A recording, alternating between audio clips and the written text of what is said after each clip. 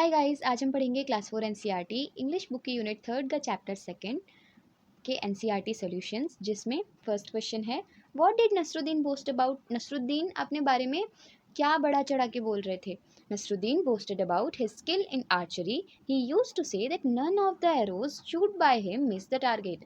जो नसरुद्दीन थे वो अपनी जो तीरंदाजी की कला थी उसके बारे में बढ़ा चढ़ा कर बोल रहे थे। वो कह रहे थे कि उनके द्वारा चलाया गया एक भी तीर मिस नहीं होता, वो हमेशा टारगेट पर ही लगता है। Why did Nasruddin take someone else name each time he miss the target. जब नसरुद्दीन का टारगेट मिस हो जाता था वो हमेशा और किसी का नाम क्यों ले लेते थे। Nasruddin took someone else's name each time he missed the target because he didn't want to accept defeat in front of his friends to save himself from the shame. He took someone else's name each time he missed the target. क्योंकि जो नसरुद्दीन थे वो अपनी हार को स्वीकार नहीं करना चाहते थे अपने दोस्तों के सामने। शर्म से बचने के लिए वो हर बार किसी और का नाम लिया करते थे। Why did the Nasruddin said it was my aim the third time?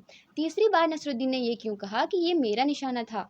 Nasruddin said it was my aim the third because this time the arrow had hit the target accurately. क्योंकि जो तीर था उसने बिल्कुल सही निशाना लगाया था, इसलिए नसरुद्दीन ने कहा कि ये मेरा निशाना था। Do you think that the Nasruddin was good at archery. क्या आप सोचते हैं कि नसरुद्दीन तीरंदाजी में अच्छे थे। No, Nasruddin was not good at archery, instead he was good at befooling others. नहीं, नसरुद्दीन तीरंदाजी में नहीं, दूसरों को बेवकूफ़ बनाने में अच्छे थे। What would you have done if your grand mother would have slept. क्या अगर आपकी दादी माँ फिसल जाएं तो आप क्या करेंगे। I would have helped in her restoring her physical and mental balance. At the same time, I would have created some humor by beating the floor or stairs in order to punish it for making my grandmother fall down. मैं अपनी जो grand mother हैं उनको physically और mentally balance होने में मदद करूँगा। Shoot the arrow and hit the target by matching the words with their meanings. So ये आपकी बुक की एक्सरसाइज है, आप यहाँ से देखकर इसको मैच कर सकते हैं। नेक्स्ट क्वेश्चन पे आते हैं।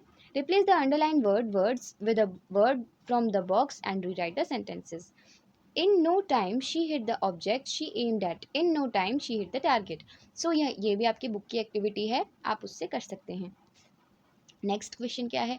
This is Rajiv's family, they are healthy family, see what each one to maintain healthy. ये भी आपकी बुक की एक्सरसाइज है, आप चाहें तो उससे कर सकते हैं। यूज द वर्ड्स एंड और but and make as many sentences as you can about Rajiv's family. आप राजीव के परिवार के बारे में एंड और बट का इस्तेमाल करके कितने सेंटेंसेस बना सकते हैं, यहाँ आपको लिखने हैं। Grandpa and Rajiv sister Sita are walking. Father is pumping iron but mother is doing yoga.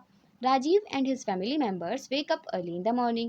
Grandpa is walking and grandma is drinking milk. Father and mother are exercising. Rajiv is jogging, but his sister Sita is keeping a rope. Next हमें क्या दिया है। There are following words are used in various sports. List them under sports that they are used in. ये भी आपकी book का exercise है।